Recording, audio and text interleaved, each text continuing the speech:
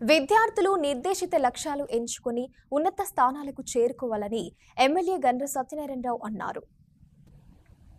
గణపురం మండలం చెల్పూరు గ్రామంలోని ప్రాథమిక ఉన్నత పాఠశాల అదేవిధంగా గణపురం మండల కేంద్రంలోని మోడల్ పాఠశాలలో పాఠశాల వార్షికోత్సవ వేడుకలు జరిగాయి.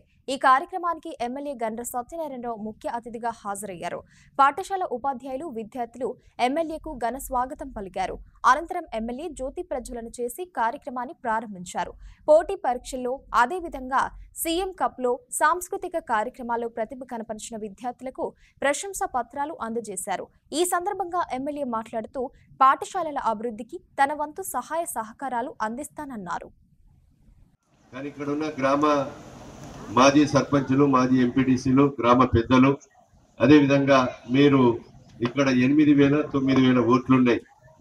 మనం ఇక్కడ స్ట్రెంత్ను పెంచాలి.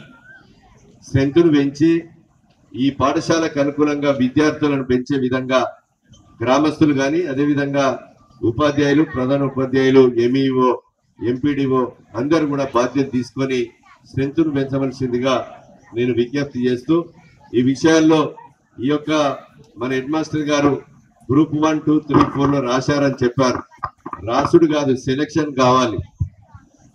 రాయడమే కాదు, సెలక్షన్ అయ్యే విధంగా కూడా ఈ పాఠశాల నుంచి ఎంపిక చేసే దిశలో మీ యొక్క విద్యా బోధన ఉండాలని, ఈ విద్యా బోధన ప్రభుత్వం కూడా ఈరోజు సమ్మర్ హాలిడేస్లలో మనము ఇలాంటి వాష్రూమ్స్ కానీ, కాంపౌండ్ వాల్స్ కానీ, డోర్స్, విండోస్, ఫ్లోరింగ్ ఏది ఉన్నా కూడా రిపేర్లు చేయించి జూన్ 12వ తారీఖు రోజున బుక్స్ ఇచ్చి, అదేవిధంగా టై, షూ ఇచ్చి, డ్రెస్ ఇచ్చి 12వ తారీఖు రోజున పంపిణీ చేసినటువంటి ఏకైక ప్రభుత్వం భారతదేశంలో అది తెలంగాణ రాష్ట్ర ప్రభుత్వం అని సందర్భంగా మీకు తెలియజేస్తున్నాం.